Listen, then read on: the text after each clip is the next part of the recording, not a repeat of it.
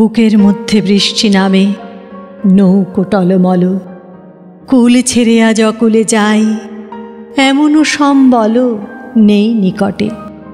হয়তো ছিল বৃষ্টি আসার আগে, চলচ্ছক্তিহীন হয়েছি, তাই কি মনে জাগে পোড়ো বাড়ির স্মৃতি আমার স্বপ্নে মেশা দিন।